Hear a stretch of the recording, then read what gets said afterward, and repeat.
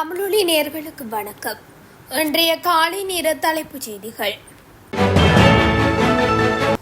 செம்மணி சித்துப்பாத்தி மனித புதைகுழி அகழ்வு பணிகள் நேற்று 31வது நாளாக யாழ்ப்பாண நீதவான் நீதிமன்ற நீதவான் எஸ் லெனின்குமார் முன்னிலையில் நடைபெற்றது. நேற்றுடன் 412 மனித எண்பு தொகுதிகள் அடையாளம் காணப்பட்டுள்ளன. அவற்றுள் 390 எலும்பு எச்சங்கள் துப்புரவாக்கப்பட்டு அடையாளமிடப்பட்டு அகழ்ந்தெடுக்கப்பட்டு நீதிமன்றத்தின் கட்டுக்காவலில் ஒப்படைக்கப்பட்டுள்ளது. இவற்றில் 3 எண்புகள் ஒரே நீரில் புதைக்கப்பட்டவாறு காணப்பட்டுள்ளது. மேலும் 9 எண்பு தொகுதிகள் நேர்சீரின்றி புதைக்கப்பட்டுள்ளது. யாழ்ப்பாண பல்கலைக்கழக மாணவர்களின் உதவியுடன் அகழ்வு பணி மேலும் விஸ்தரிக்கப்பட்டுள்ளது. அசஸ்மெண்ட் நலன்புரி திட்டத்தின் 2ஆம் கட்ட பயனாளர்களுக்கான இந்த மாத கொடுப்பனவு தொடர்பில் நலன்புரி நன்மைகள் சபை அறிவிப்பொன்றை வெளியிட்டுள்ளது. அதன்படி ஜூன் மாத கொடுப்பனவுகள் இன்று முதல் வங்கிக் கணக்குகளில் வரவு வைக்கப்படும் என்று நலன்புரி நன்மைகள் சபை அறிவித்துள்ளது. நலன்புரி நன்மைகள் சபை வெளியிட்டுள்ள தகவல்களின்படி இந்த 2ஆம் கட்டத்தின் கீழ் மொத்தம் 2,70,025 குடும்பங்கள் நிதி பலன்களை பெற தகுதி பெற்றுள்ளன.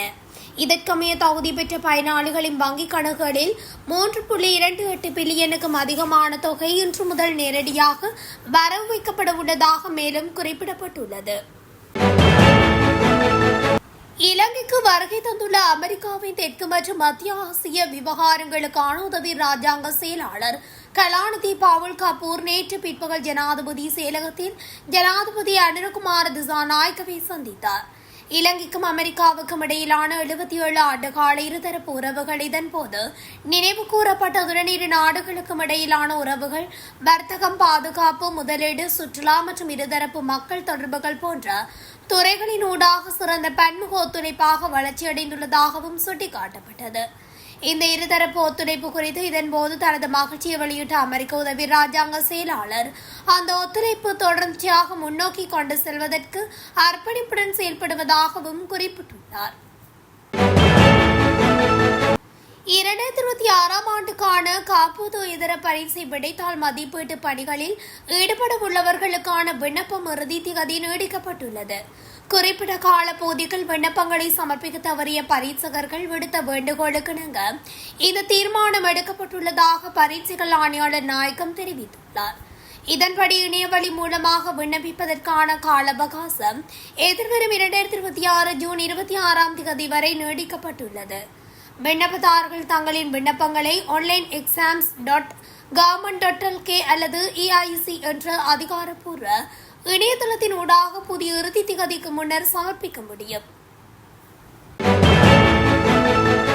கேகாலை காவல்துறை பிரிவின் மொளகுடு பகுதியில் எதிர் திசையில் வந்த 2 முச்சக்கர வண்டிகள், 2 வேன்கள், ஒரு லொரி மற்றும் ஒரு மோட்டார் சைக்கிள் மீது ஒரு பேருந்து மோதியது. விபத்தில் சிக்கிய முச்சக்கர வண்டிகளில் ஒன்றின் பின் இருக்கையில் இருந்த பெண்ணொருவர் உயிரிழந்ததாக காவல்துறை தெரிவித்துள்ளது. அவருக்கு சுமார் 70 வயது இருக்கலாம் என்றும் அவரது அடையாளம் இன்னும் உறுதி செய்யப்படவில்லை என்றும் கூறப்படுகிறது. இந்த விபத்தில் 12 பேர் காயமடைந்து கேகாலை மருத்துவமனையில் அனுமதிக்கப்பட்டுள்ளதாக காவல்துறை தெரிவித்துள்ளது. இலங்கையில் அறிமுகப்படுத்தப்பட்டுள்ள புதிய மெட்ரோ பேருந்து சேவைக்கு தனியார் பேருந்து உரிமையாளர்கள் சங்கம் தனது கடுமையான எதிர்ப்பை வெளியிட்டுள்ளது.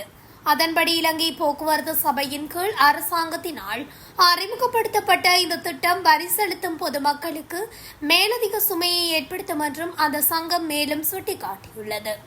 நேற்று நடைபெற்ற ஊடகவியலாளர் சந்திப்பில் கலந்து கொண்டு கருத்து தெரிவித்த தனியார் பேருந்து உரிமையாளர்கள் சங்கத்தின் தலைவர் கேமனு விஜயரத்ன இந்த சேவை குறித்து பல்வேறு கருத்துக்களை வெளியிட்டுள்ளார்.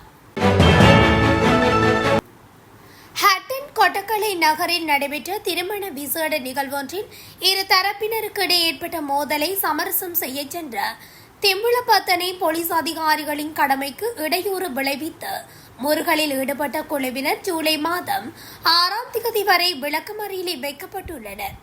முக்கிய சந்தேக நபர் உட்பட 4 நேற்று சட்டத்தரணி ஒருவர் ஊடாக ஹட்டன் நீதவான் நீதிமன்றில் சரணடைந்தனர். குறித்த சந்தேக நபர்கள் 4 ஜூலை மாதம் 6ஆம் தேதி வரை விளக்கமறியலை வைக்குமாறு ஹட்டன் மாவட்ட நீதிபதியும் நீதவானுமான பீட்டர் போல் உத்தரவிட்டார்.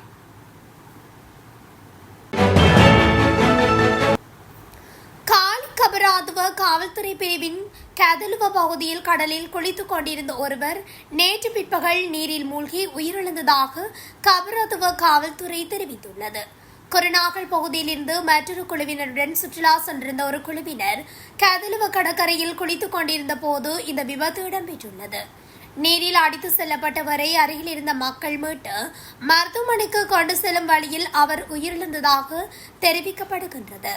நீரில் மூழ்கி உயிரிழந்தவர் பொதுகேர பகுதியைச் சேர்ந்த 37 வயதுடையவர் ஆவார். மன்னார் பிரதான பாலத்துக்கு அருகில் அமைந்துள்ள ராணுவ சோதனை சாவடியில் கடமையில் ஈடுபட்டிருந்த ராணுவ வீரர் ஒருவர் துப்பாக்கி தவறுதலாக வெடித்ததில் உயிரிழந்துள்ளார். இந்த சம்பவம் நேற்று காலை 10 மணியளவில் இடம்பெற்றது. உயிரிழந்த ராணுவ வீரர் மன்னார் சவுத் பார் ராணுவ முகாமில் கடமையாற்றிய 46 வயதானவர் என்று தெரிவிக்கப்படுகின்றது. குறித்த ராணுவ வீரர் மன்னார் பிரதான பாலத்தடியில் அமைந்துள்ள சோதனை சாவடியில் கடமையில் ஈடுபட்டிருந்ததோடு அங்கு கடமையில் உள்ள ராணுவ வீரர்களுக்கு பொறுப்பாக இருந்து பணி நிமித்தம் துப்பாக்கிகளை வழங்கியுள்ளார் என்று தெரிவிக்கப்படுகிறது. உடப்பு ஆண்டிமுனை கடற்கரையில் அடையாளம் தெரியாத ஆணொருவரின் சடலம் மீட்கப்பட்டுள்ளது. இந்த சடலம் நேற்று ஆண்டிமுனை கடற்கரையில் ஒதுங்கி கிடப்பதை கண்ட மீனவர்கள் போலீசாருக்கு தகவல் தெரிவித்துள்ளனர். இந்நிலையில் இந்த சடலம் தொடர்பாக புத்தளம் குற்றத்தடயவியல் விசாரணை அதிகாரிகள் விசாரணைகளை மேற்கொண்டுள்ளனர். குறித்த சடலம் ஆண்டிமுனை கடற்கரையில் ஒதுங்கிய போது அது சேதமடைந்திருந்ததாகவும் உடலின் சில பகுதிகள் அழுகிய நிலையில் காணப்பட்டதாகவும் போலீசார் தெரிவித்தனர். பொதுமக்கள் பாதுகாப்பு அமைச்சர் ஆனந்த் விஜயபாலவுக்கு எதிராக தாக்கல் செய்யப்பட்ட மேன்முறையீட்டு மனுவை விசாரணைக்கு எடுத்துக்கொள்ள உயர்நீதிமன்றம் அனுமதி வழங்கியுள்ளது.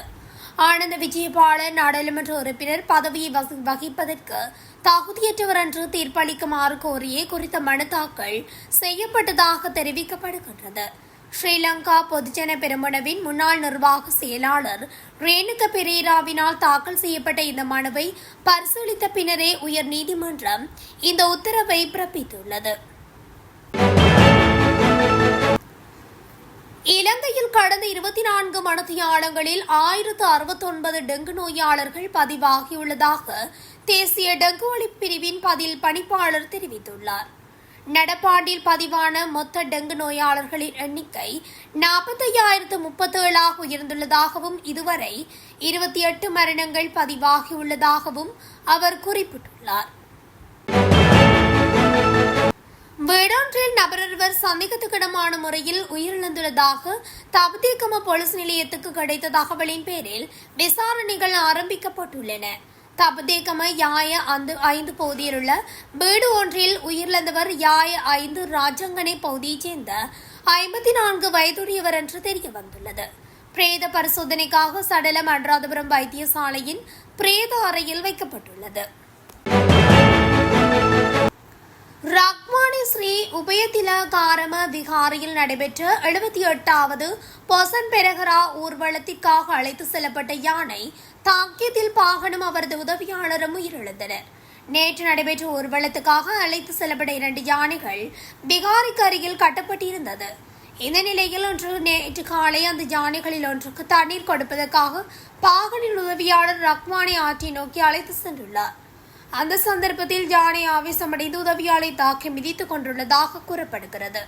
உதவியாளின் அலறச் சத்தத்தை கேட்டு அந்த இடத்துக்கு சரி யானை பாகனையும் யானை தாக்கியதில் அவரும் அந்த இடத்திலேயே உயிரிழந்துள்ளார். கிளிநொச்சி பிரம்பந்தனாறு 6ஆம் வாய்க்கால் பகுதியில் பாதுகாப்பற்ற கிணற்றில் விழுந்து 2 வயது பெண் குழந்தை உயிரிழந்துள்ளது. குறித்த சம்பவமானது நேற்று இடம்பெற்றுள்ளது. கிளிநொச்சி பிரம்பந்தனாறு 6ஆம் வாய்க்கால் பகுதியில் தங்கியிருந்த இளம் குடும்பத்தில் உள்ள 2 வயது மதிக்கத்தக்க குழந்தையொன்று கிணற்றிலிருந்து சடலமாக மீட்கப்பட்ட சம்பவம் பரபரப்பை ஏற்படுத்தியுள்ளது. சடலம் கிளிநொச்சி மாவட்ட பொது வைத்தியசாலையில் ஒப்படைக்கப்பட்டுள்ளது. இத்துடன் தமிழொலியின் இன்றைய காலை நேர தலைப்புச் செய்திகள் நிறைவடைகின்றன.